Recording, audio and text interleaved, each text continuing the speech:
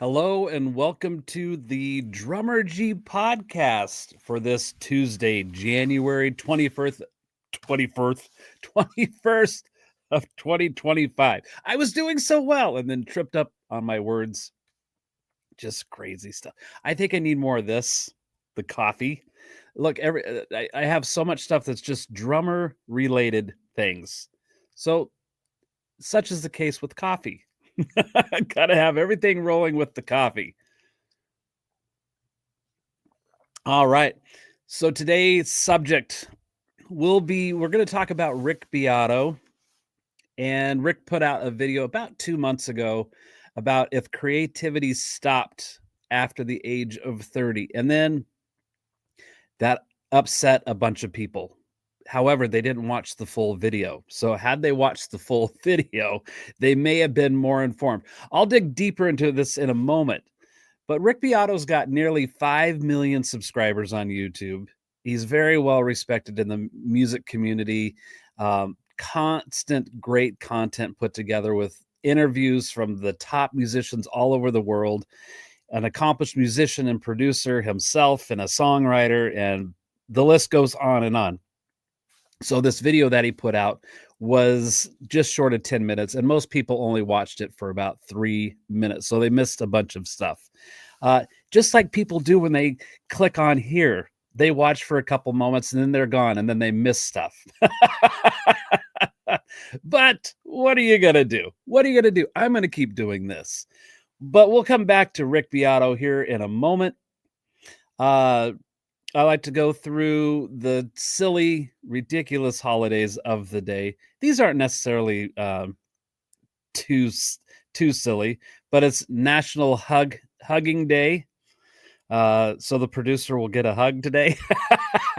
It's National Squirrel Appreciation Day. And who doesn't appreciate a squirrel nibbling on their house or nibbling the bark away on their tree or causing all kinds of damage around your property? It's Squirrel Appreciation Day. Little rodents. Today is National Grandma Day. My grandma Fisher is still alive. But she's on the young side anyway. And then what else is today? I wrote it down and now I can't even read my own writing. Let's turn my light on and see if I can discover what I wrote. I don't know. Oh, I know what it is. It's International Sweatpants Day. Every day seems to be International Sweatpants Day. If you shop at Walmart, you will see everybody there dressed as if they're going to go home and go night-night. That's how they seem to dress, in pajamas and sweatpants and slippers, and they just don't seem to care what they look like. When you look at videos and pictures of the old days, like the 50s, where people are really dressed up really nice to be out anywhere, that doesn't seem to really exist with most people anymore. Nobody really cares what they look like. I think it would be nice to see some of that return. I don't want to know what you look like when you're home and not caring about anything. Today is also Thank Your Mentor Day. So I want to say thank you to Matt Starr, James Harrison. Those two are some of the main ones. I've got other people in my life that have mentored me. The guys on the Drummers Education Connection podcast, Bart and Chip, Jeremy and Rick, have all been very great mentors and friends to me as well. So today is Thank Your Mentor Day. Good stuff. Leg update. Many of you are well aware of this ongoing recovery from breaking my leg. I am now 6 months into this since I broke my leg, and it's been a long uphill battle, and I'm still trying to learn how to walk. I'm down to just a crutch. I think I've mentioned that before. But when I'm getting around the house now, I try not to use the crutch at all, because I can take a few steps, and if I need to lean against something, there's maybe the countertop is there, or the backs of chairs, or there's generally something that's within reach that I can get to pretty easily, just to help with that balance. Still going to the pool at the gym regularly and walking back and forth, and that has helped a lot. It really helps relieve the swelling. But I had my doctor's visit last Thursday, and that was the last necessary doctor's visit to go to. They x-rayed the bone and it is healed up nicely. So now it's just rebuilding strength in the muscle in my leg, and they said that the swelling would still last for a few more months, to expect that. And okay, so we're 6 months in. Let's see if the swelling goes another few months. That's at least 3 months, so 9 months in.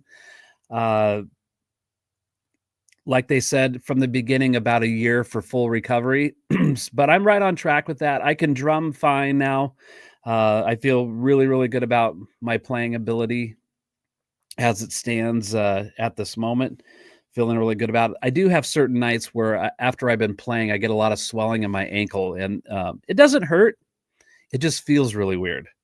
So I got that going. That's pretty much as far as the leg goes. My music adventures continue. I tracked my first song playing drums. That sounds really essy. Let me see if I get rid of this. Cliff Miller wrote a new song, and so I recorded drums for that new song along with Alfred Deverona on bass, and we did that last week. I think that was Wednesday night. Pretty sure that was Wednesday we did that. So that was great to get that going. I played another gig, if you want to call it that, at church on this past Sunday at Cloverdale Church here in Boise. Another low pressure kind of situation, but it felt great to play and be needed. So that was good. But with Cliff Miller, we have a show coming up on February 8th at the Sapphire Room here in Boise. So I know that doesn't help anybody else that's out of state. I'm sure there'll be some video recording that will happen and get posted later. Looking forward to that. So February 8th at the Sapphire Room. For those of you here in the area, you can go to cliffmillermusic.com or go to Cliff Miller Music here on Facebook, and there's more information. You can find that. And if you're still confused, you can message me. Okay, send me a message. I'll direct you to the right place to go. I do want to mention Midline's getting ready to write and record some new stuff. I'm hoping that we can put out at least 3, maybe 4 singles this year. That would be awesome. And we tentatively have a show on the books for July 25th. I don't really have any other information available at the moment, but that will be a thing, I believe, on July 25th. That will be coming up. And then, speaking of my mentors a moment ago, I talked about the guys on the Drummers Education Connection podcast. My buddy Bart Robley, who was one of the main guys of that show, is doing a master class on the afternoon of February 8th. Now, this happens in Riverside, California at Adams Drum Room. I think they only have room in person for 10 people, which they may have that already sold. And Bart decided to add to that live stream portion. So if you could be anywhere in the world, basically, and join in through Zoom, and I think it's $35. And this masterclass is like an hour and a half long, according to Bart. And it's all going to be on the Moeller technique. I believe that is the case. So how do you find out more information about that? If you really need help, you can message me. I'll help direct you towards Bart, or just find Bart Robley online. Okay. Bart Robley on Facebook, or the Drummers Education Connection. Okay. That's 2 ways you can get a hold of Bart. 3, actually. If you need help, I can help you. So that's a good thing. All right, we're getting close to talking about Rick Beato, but I just wanted to address one thing that I saw posted this past week. A musician friend acquaintance. I don't know this person really that well, but they had posted about copyright laws for your music. And I'm one person who in recent the few most what am I saying? In recent years, I've been diving more and more into how the music business works as far as copyright goes, and publishing and licensing and mechanical works and sync licensing and all of those kind of things. So I've been getting an education on this. Now, I'm not an authority by any stretch of the imagination. I'm trying to just be educated. So this musician friend of mine had posted about, what do I need to do to copyright my music? How do I go about that? And then sort of I wasn't sure how to interpret it, but something along the lines of, and I'm just waiting for that person to say, the poor man's copyright isn't a legal way of copywriting your music. And I was like, I'm that guy. So I said, yes, you were correct. The poor man's copyright is not a legal binding document that copyrights your music or protects your music. Now, what is the poor man's copyright, you may ask? Go ahead and ask. What is the poor man's copyright, Fred? Well, let me tell you what the poor man's copyright used to be this way of thinking that once you had your music written and recorded, that you would mail it to yourself and not open it. Now, with Midline, we used to think this was the case. This back in the 90s, early 90s, and into the 2000s, that if we mailed our recording back to ourselves, certified mail, and not open it, because you would have the stamp, the postal stamp on there with the date and time, that would be our legal binding copyright. Turns out that is not the case. So when I commented back on this person's post, I said that the poor man's copyright is not a legal way of copywriting your music. And I know this because I just talked to a copyright attorney the end of October, beginning of November of last year, because the producer and I have been working on some stuff that we want to look into having copyrighted or a registered trademark kind of situation. And this lawyer back east, knowing that we're musicians, because they are a copyright and trademark attorney, they said, no, that does not work. So basically, I have a closet full of unopened, useless mail. Okay. It's not going to help you out. What is the proper way to copyright your music? And don't tell me DistroKid or CD Baby, because of my search on that as of 11 p.m. last night. DistroKid and CD Baby do not provide copyright protection services for your songs. They are distributors. You upload your music through CD Baby or DistroKid. I believe there's some other services out there. I can't think of them off the top of my head, but they get your music on all the streaming platforms: Apple Music, Spotify, I believe Amazon Music is one. There's some choices out there. So they distribute your music out there and help keep track of it. And if you sign up for the pro level versions of those, they can help with licensing opportunities where your song may get licensed for use in like commercials or something of that nature. And then you would get money from that as well, in addition to your streaming revenue. Well, it doesn't add up to a lot, but all the midline work that's been uploaded through CD Baby and DistroKid, we have the pro level stuff. And so every quarter, every 3 months, we will get a check in the mail from those services, ranging from like $20 to a couple $100 at different times. So it's not much of anything, and any money the band's ever made has just been reinvested back into the band. Nobody in the band is taking the $20 to the bank and going, we're gonna go get coffee. That's not happening. It helps pay for our website and other little things that that we might want. So how do you copyright your music for real? You go to the U.S. Copyright Office website. There is detailed instructions on that website on what you need to do to properly copyright your music. And how much does it cost? $35, which is not much. Okay, it's not much.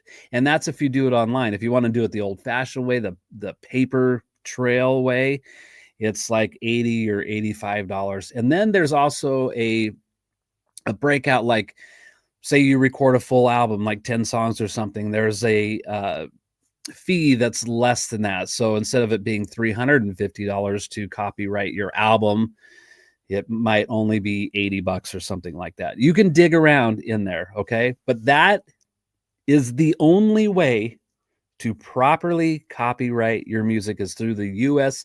Copyright Office, not by mailing yourself something that you never open, or thinking like, oh, well, I think this. No, go to the source.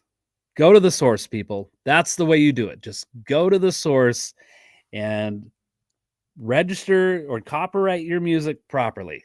It's easy. It's really easy. Now, I could go on, but I won't, because I want to get to the Rick Beato story. But just to wrap that up, it's interesting. This person posted about getting their music or how to get their music copyrighted. And there were all these suggestions, none of which included the U.S. Copyright Office. None of them which addressed the actual way. Well, maybe there was one person, if I remember right. But I think some people don't. They are scared of it. It's daunting. There's a lot to figure out. There's a lot of those things that are connected through different ways, like songwriting credits. Songwriting credits go to the people who came up with the lyric and the melody, and nobody else. Well, I'm the drummer. I contributed. Yes, okay. So in the case of Midline, because that's the one thing that we're doing properly these days, is we decided as a band that these songs don't come into existence fully without the participation of everybody in the band. So JB could come in with a riff and play it, and Anthony could come up with all the lyrics.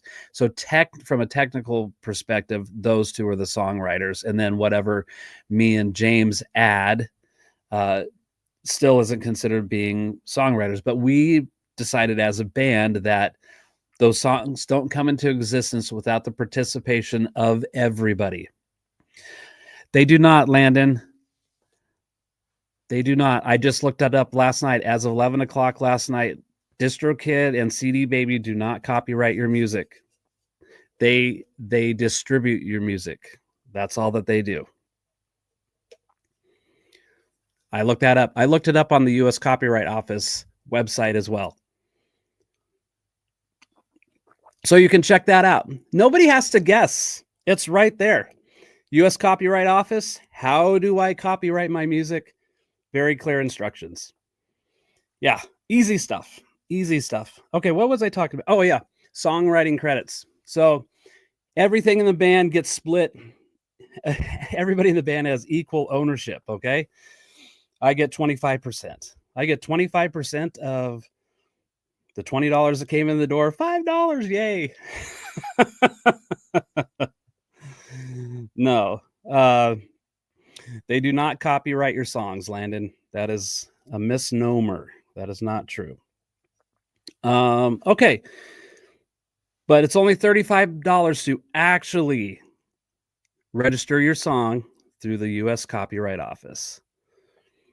Landon says, okay, I believe you, but when I post on a page that I have already distributed, I get a message saying that it's copyrighted material. Yes. So your from a technical perspective, Landon, the moment that you write your song, the moment that you either put it on paper, like you write your lyrics down on paper, the moment that you record that song, you have copyright protection. This is true. But how do you prove that is the main question. And a lot of us musicians will ignore that side of things because we think, oh, we're just small town, this or that and the other, and nobody's ever going to mess with me anyway, and I don't need to worry about it. And I would say in most cases that is true. But if you want to legally copyright your music, legally on paper, to have that stamp, you have to do that through the US Copyright Office. That is the only way. Yeah. Landon, just go to uscopyrightoffice.com. All the information is right there. You just go to musical recordings. It's super simple. Something in the Landon also says right, but something in the AI is catching it as a song that is already distributed. Yeah. Yes, CD Baby and DistroKid and whatever the other ones are, they are distributors. So when you upload that music, they are distributing your music for you to the streaming platforms and whatever else. And like I said a few moments ago, there's like a pro level version which Midline participates in, and they make it possible for people to license your music. If you're using your music only, or if they're doing sync licensing, meaning that they're using your music to go along with picture. James Harrison is here. James, I don't know if you heard at the beginning, but today is Thank Your Mentor Day. And James, I consider you one of my mentors. So thank you.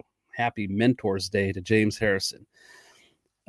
James says original Van Halen split songwriting credits equally to make sure that they would help them stay together. Yeah, I think there are a lot of bands that do that. If you can watch the VH1 Behind the Music type documentaries or any, it's cool. That's the one thing great. One thing that's great about YouTube is watching documentaries about bands. And I think it was like the Go-Go's was one that I watched not long ago where, how many people were in that band? Five people in the Go-Go's? And they're doing great on the radio, selling all these records and doing these tours and everything, but it was like one or two people in the band have the lion's share of the money because they were considered the songwriters of the band. And so that caused some tension amongst the band. And just with Midline, we decided we don't want to mess with that whatsoever.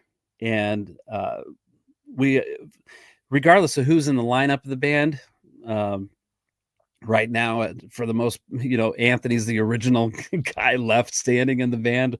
I'm probably second in line for being in there the longest. But no matter who's in the band, we have this agreement that we split the songwriting credits equally. And Rush did the same thing. Each person in Rush got like 33.3333% of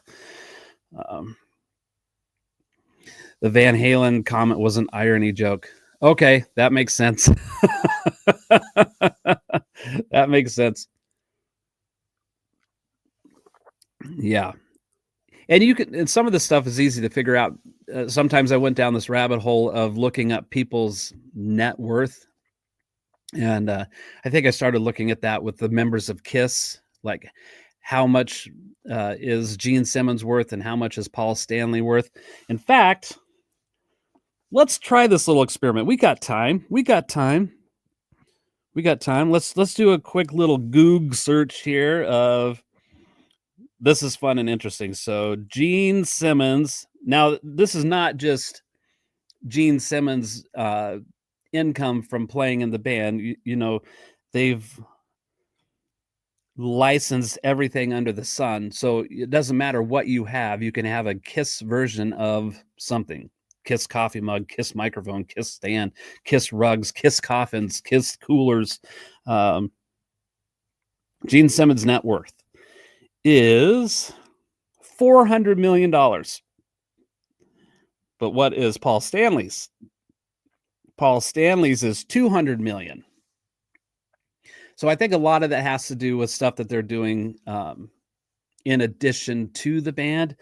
But let's see what like Eric Singer's net worth is, because he was the latest drummer for KISS. Eric Singer. I almost said Eric Carr. Let's see. Eric Singer's net worth is.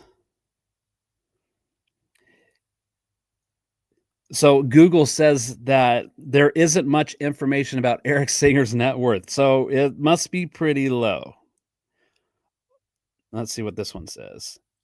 Oh, okay, here we go. Eric Singer's net worth is 15 million. So that's a big difference from 200 million or 400 million dollars. And of course, there's a lot of other things that play in that. I just got a message from the producer that says, "Ugh, I can hear you swallow your coffee." Now, she is hypersensitive to mouth noises, and I'm not sure how to get rid of all of that. When I watch other podcasters, you hear them swallow and make different noises. I am working on it. Okay, let me take a sip of coffee further away from the mic. I'm over here now.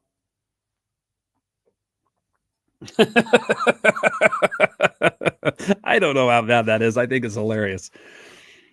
All right, so there we go. There's my preaching on copyright. Just go to the source. Go to the source. And what is the source? The source is the U.S. Copyright Office. The source is not, I think it works this way. Because guess what? In the music business, I think it works this way of thinking will eventually get you into trouble. It will be more disappointing than if you actually dot your I's and cross your T's. Okay. And it's not expensive. I mean, I remember sitting those certified envelopes and paying 20 some, nearly $30 to send something certified. That's how important it was. Like, why didn't we just do it the right way for a few more bucks? And then all is good with the world. Okay, let's get into Rick Beato. I think most musicians are aware of who Rick Beato is and probably follow him. He's got nearly 5 million subscribers on YouTube. I looked at this morning, it was like 4.7 some million subscribers, just short of 5 million.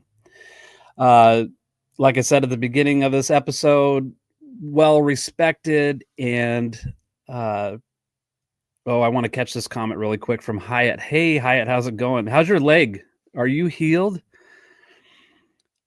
Hyatt says there should never be a hierarchy in the band. Art doesn't have rankings. When a member thinks their part is more important, is sure to be the downfall of the project. Well, I'm sure that's the case with some situations. Here's an example. Cliff Miller. I drum for Cliff Miller. But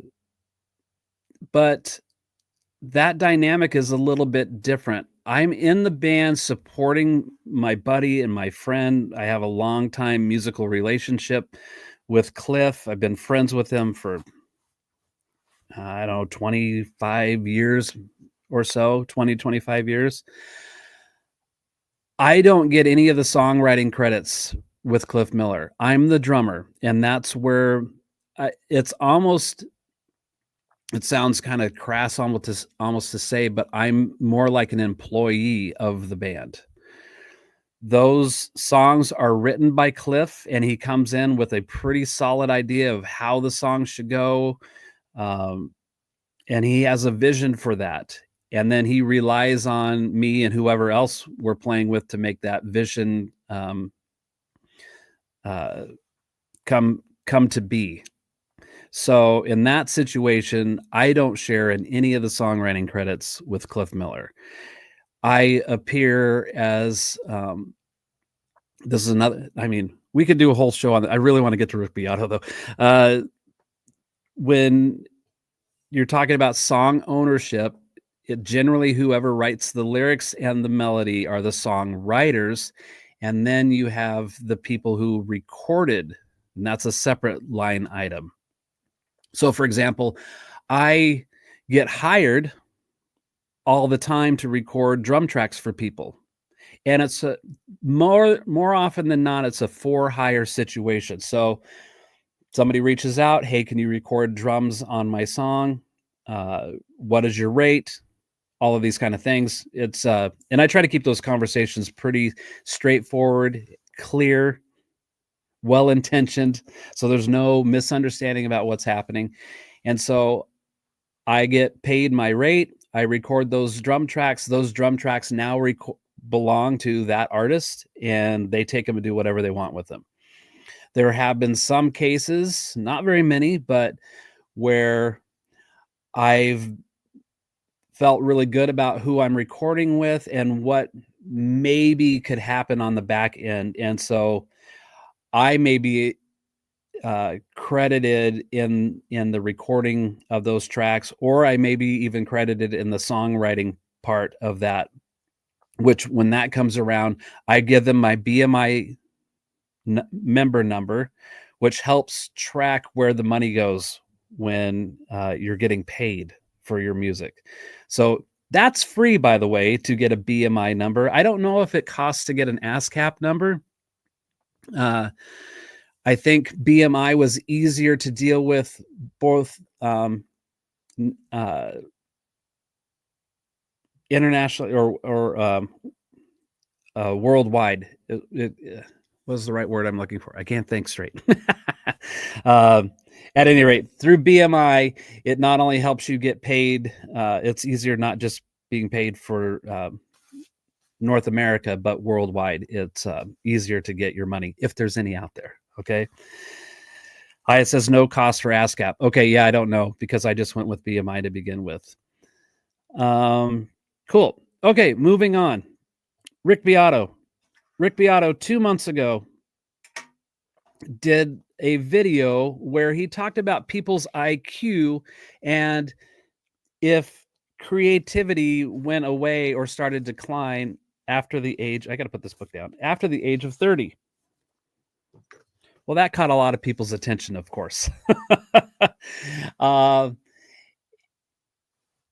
And I've seen a lot of people do sort of a rebuttal video on YouTube disagreeing with Rick Beato, but they only base it on the first half of his video. Had they actually watched the second half of the video, Rick talks specifically about people over the age of 30. Now, Rick Beato is 62 years old, I believe, is what he said in his video. I'm 52, and I feel like at this point in my life, I've finally hit my stride in the world of music. With everything that I got going on, I finally felt like I hit my stride. I feel like things are rolling really well, and I'm really excited about the future of things that are coming and just continue to build upon what I've started here. So in Rick Beato's video, he talked about people in their late teens to their late 20s and into 30, and he's talking about intelligence. He talked about fluid intelligence. Raise your hand if you watched the Rick Beato video. Okay, some of you. And then after 30, he talks about, as people get older, talks about crystallized intelligence. Now, I didn't fully understand what all that meant, but what I took from it is generally people, when they're younger, the way that their brain works has a lot of creativity in it that's hasn't been formed by either experience or other people's opinions or something. They're just, it flows through them in a different way than when the crystallized intelligence is where you have all of this experience and knowledge, and then that's how you base your creativity on that. Hopefully that makes some kind of sense. So, he talked about the Beatles was an example. He also talked about Led Zeppelin as an example, that their best work happened when they were younger. Well, and then those bands broke up around those ages as well. They didn't continue past that. Now, I think that Paul McCartney and John Lennon and George Harrison and Ringo Starr all continue to make really great music after the Beatles. I believe that to be true.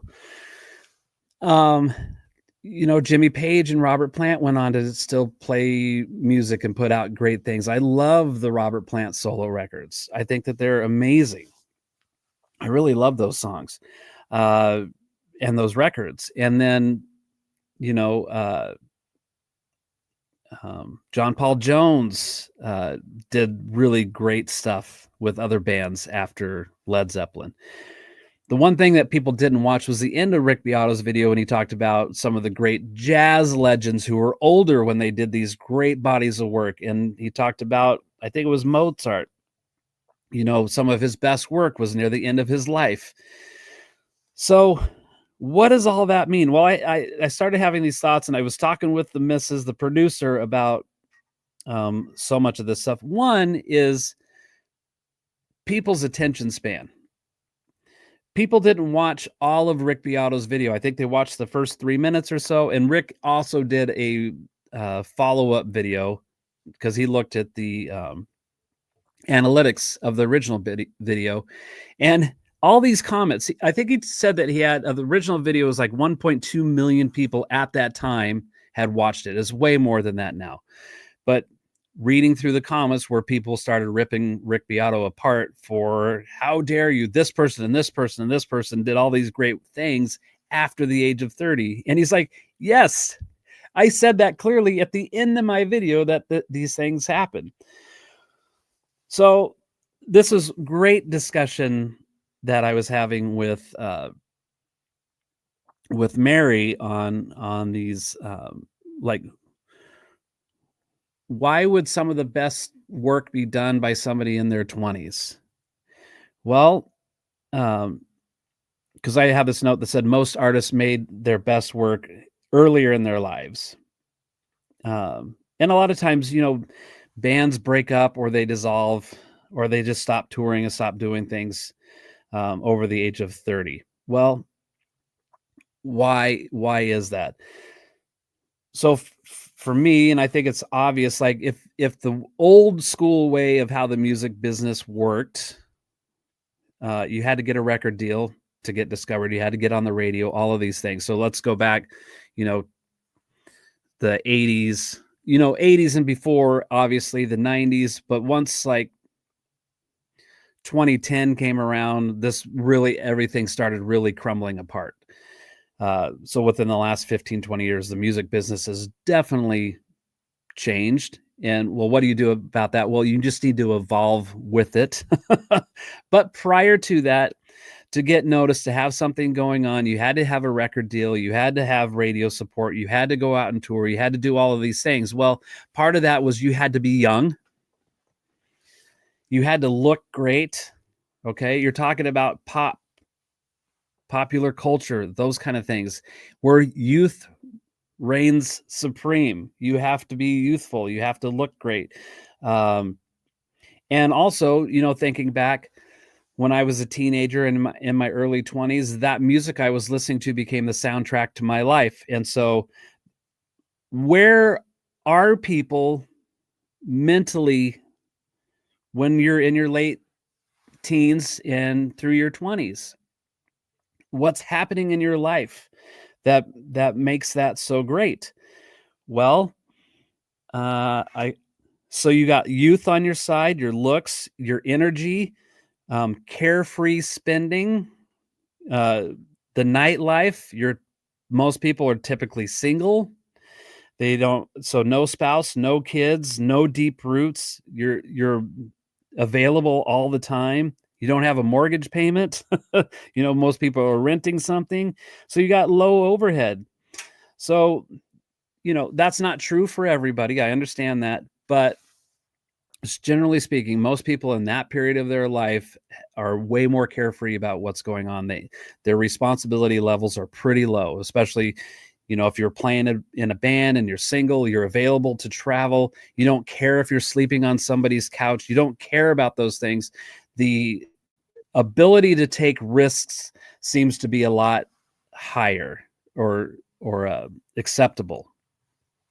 So when you're living in that age, you don't care so much about those things. Let's see. Mary says he was talking about how creative they were in their 20s versus after 30 and finding there might be a correlation between age and fluid and crystal intelligence. Yes, exactly. But I'm adding to why that might be. So let's just take local musicians, for example. It doesn't matter if you're here in Boise or whatever market you're in, local musicians, for example, when you're young, college age, and you're out partying or whatever it is that you're doing, and you can have band practice every night of the week. So when I got into midline in my early 20s, we practiced 6 nights a week, or we played shows. But that was our life. I always had a job that I could quit easily if I wanted to. I didn't have a career job. I wasn't thinking about a 401k. I wasn't thinking about retirement. I wasn't thinking about Social Security. None of that stuff was in my mind at all. I was going to be a rock star, and whatever it took to make that happen, that's where I was going. And I think a lot of people behave similarly to those things. Well, I got married when I was 24. So Mary and I were both 24 when we got married.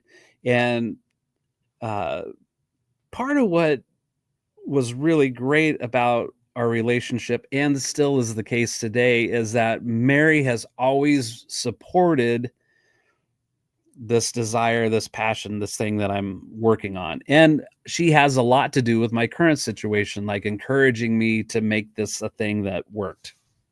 So that's been the case all along. Now, not everybody finds a mate that has that kind of level of support.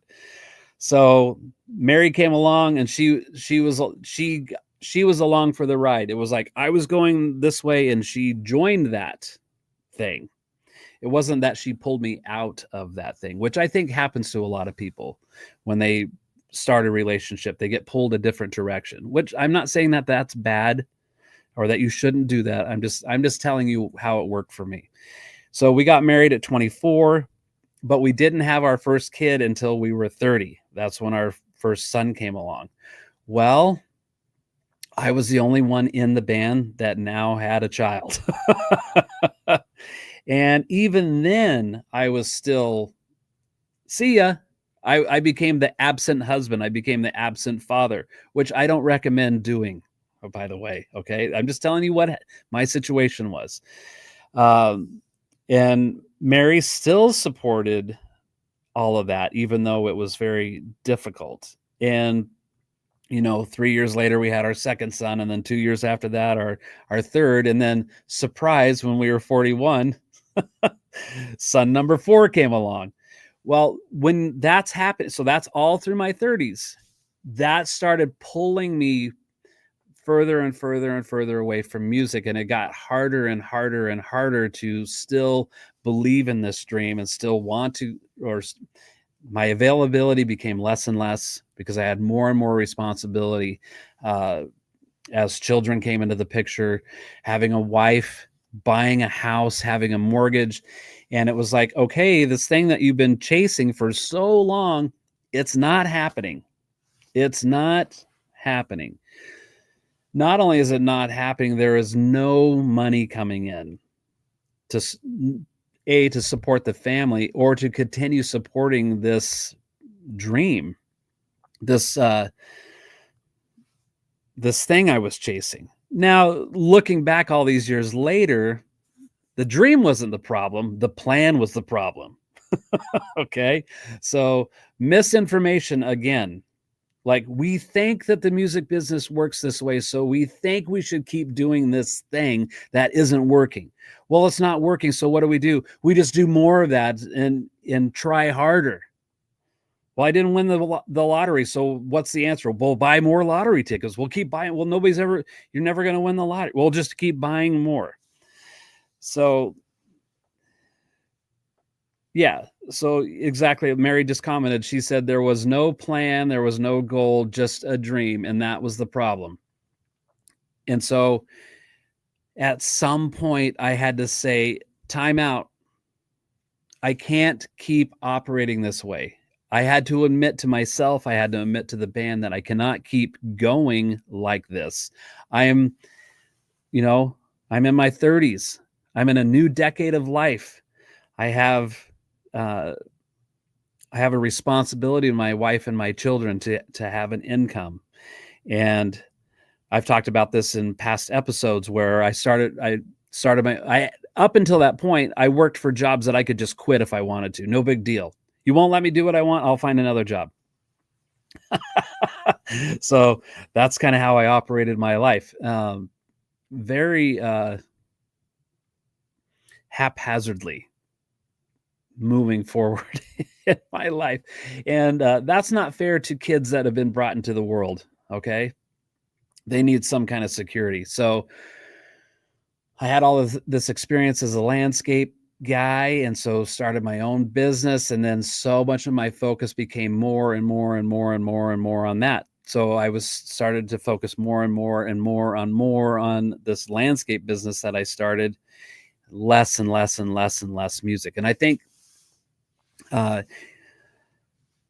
that story is probably very, very similar for thousands upon thousands upon thousands of people. That's what's happened in their life, is that they spent their late teens and then their 20s into their late 20s, and then life comes along, you're 30, and the music business is looking at you like you're old, and you have no sex appeal anymore, and you're not marketable.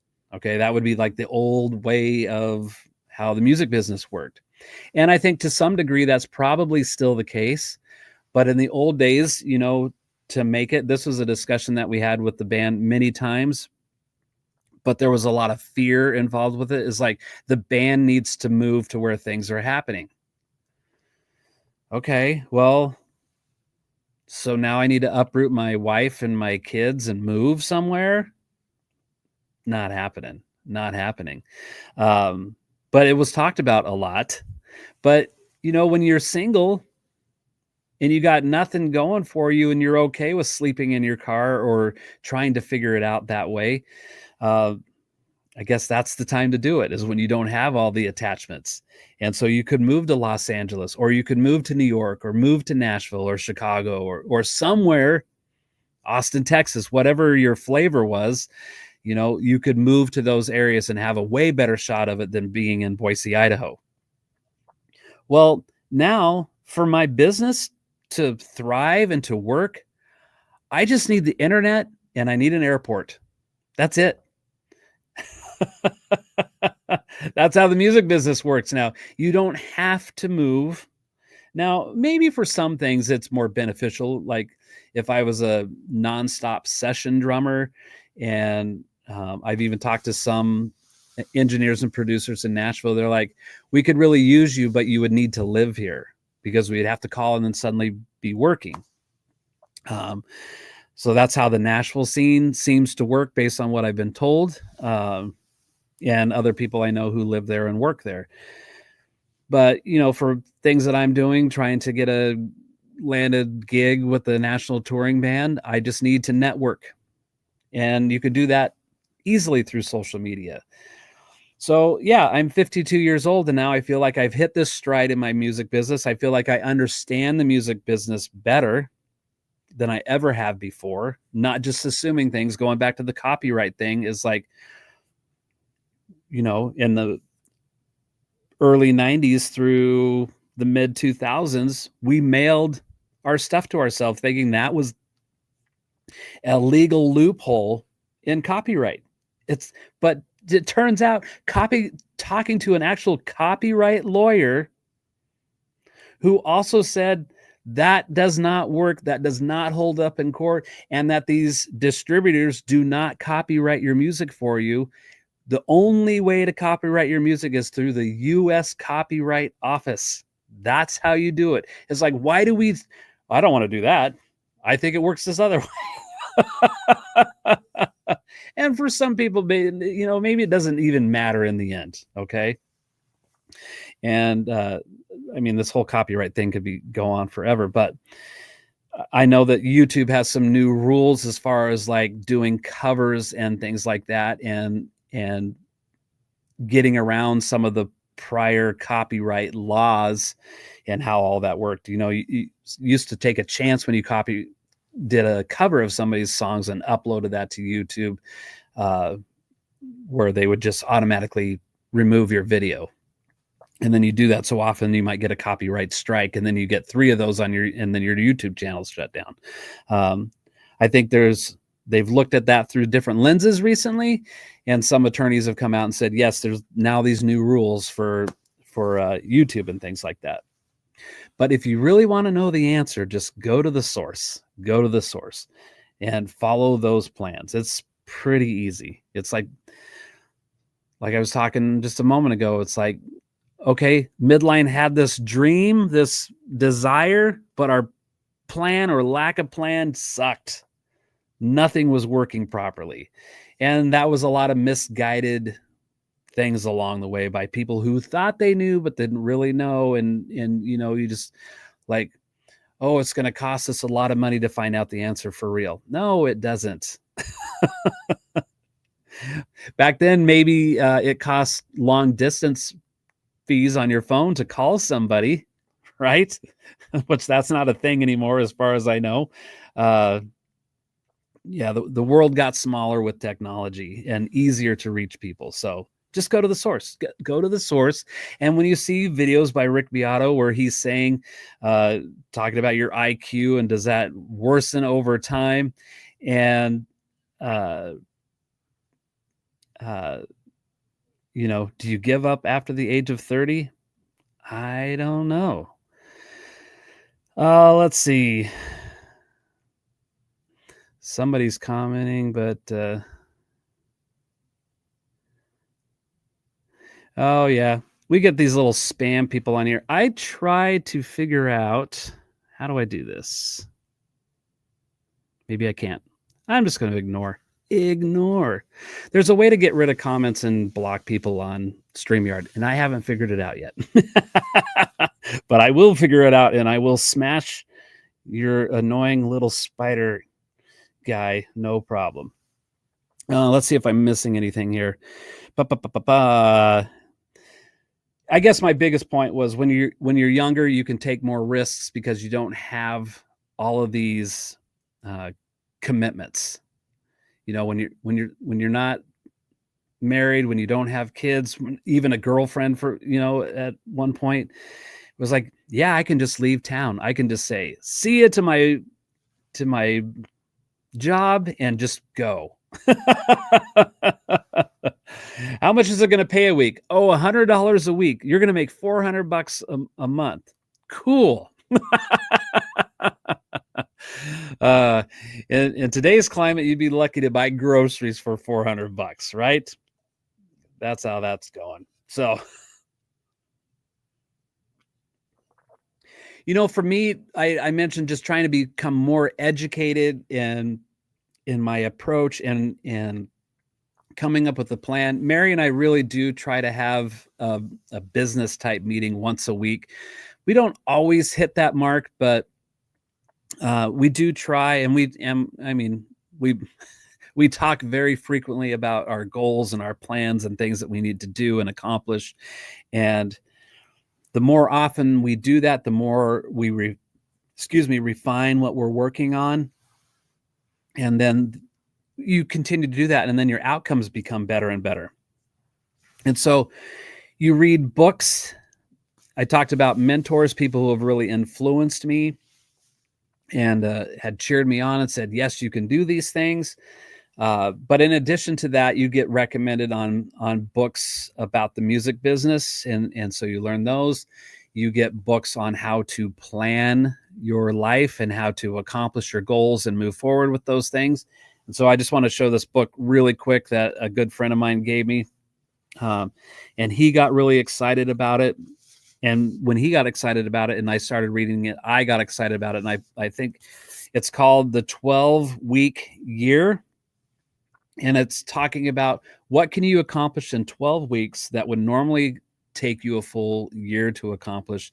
But it's also breaking things down into smaller goals instead of one thing that I read recently is that January rolls around and people get really excited. This year is going to be our year and we're going to do these things. And so you have all this momentum starting the year and you're moving forward. And then things start to come along that chip away at those goals, and then you find yourself just kind of idling along and just doing the bare minimum and being lackadaisical about things, well, then the end of the year is approaching, and now it's November and December, and then you see this big push again to try to end the year strong. So you have this big push to start, and then everything dives off to almost nothing, and then all of a sudden you're looking at this big thing in front of you at the end of the year, and now you're trying to do all of this work to try to accomplish something in 2 months. And this book is really great about breaking things out into smaller pieces that help you achieve the long-term goal by setting goals that you're going to accomplish in 12 weeks. And a lot of that has to do with time management too.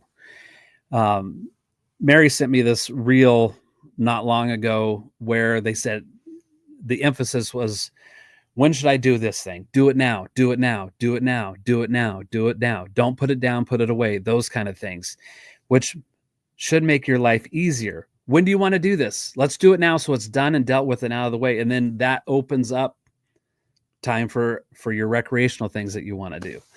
Let's see what the producer has to say.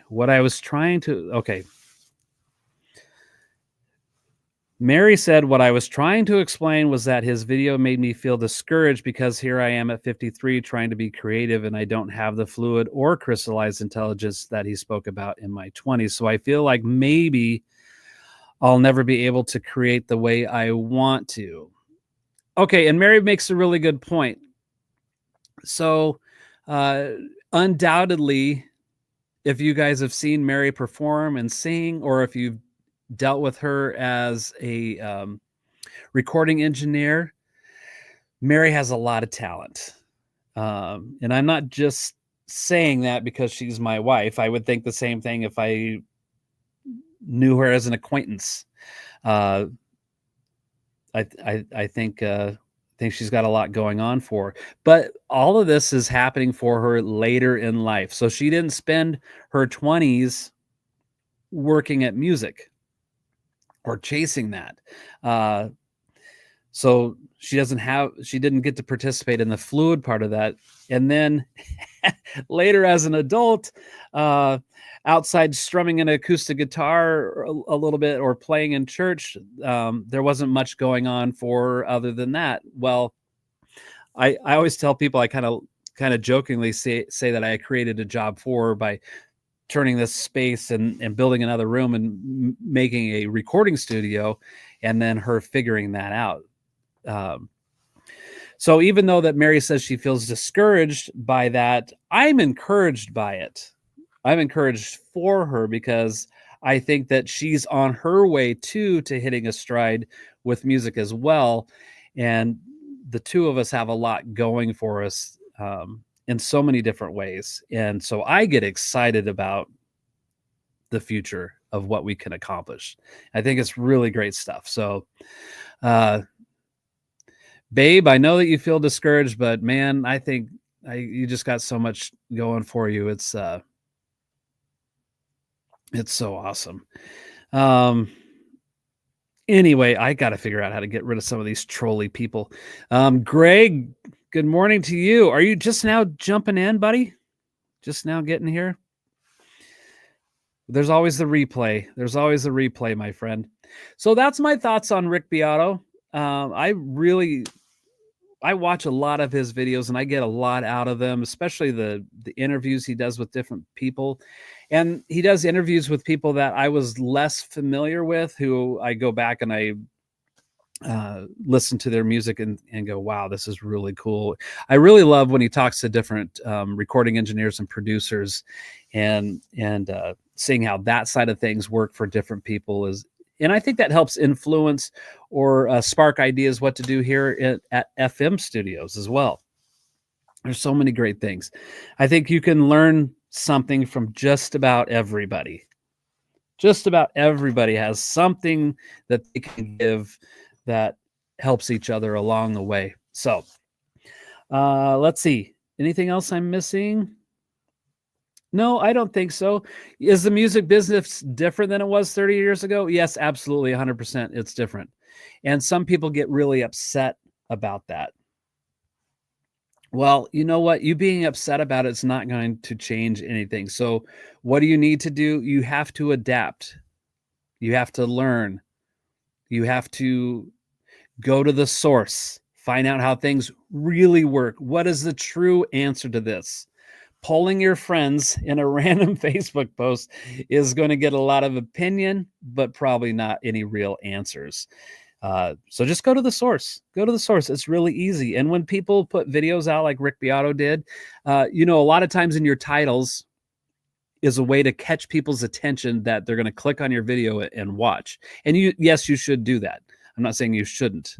But when somebody's talking about a subject like that seems to like irritate people in a kind of way, and I think it's meant to do that probably to get you thinking about something else, watch the whole video so you can actually understand the reason for posting it to begin with. I think there's just so much knowledge to gain from those if you just commit. Greg, don't sleep in, man. The world is yours to take. You don't want to miss a moment. Don't want to miss a moment. All right. Hey guys, thanks for hanging out today. If you're watching this on the replay and you got stuff you want to add, please add it. It's all good stuff. And, as far as the copyright thing goes, your answers are on the U.S. Copyright Office website. Okay. There's all your answers right there at your fingertips. You don't have to guess. You don't have to theorize or anything like that. It's right there. Have an awesome day. I will be back next week, hopefully with a guest sitting right here next to me. I'm inviting Cliff Miller to join me. So hopefully he can do that either in person or remotely. But I do want to get the ball rolling with having guests on the show. And I think that's going to be really interesting topics to discuss. And it's going to be really, really good. Greg says, well, when you stay up till 3 a.m. practicing. Well, one thing really quick on Greg's note. This is something that has stuck in my mind since my grandpa Fisher told me. And my grandpa died when he was 97, not quite 98, I think. I really thought he was going to make 100 because he was in such good health for so long. But I visited him for his 90th birthday party. He was living in Las Vegas. And then I think I saw him within a year or two after that. And my grandpa used to own and run the largest civilian-owned company that worked for the government, if that makes sense. Huge construction company. He told me, he said he wakes up at 6 a.m. every single day, regardless of what time he went to bed. And he lived his life like that for decades.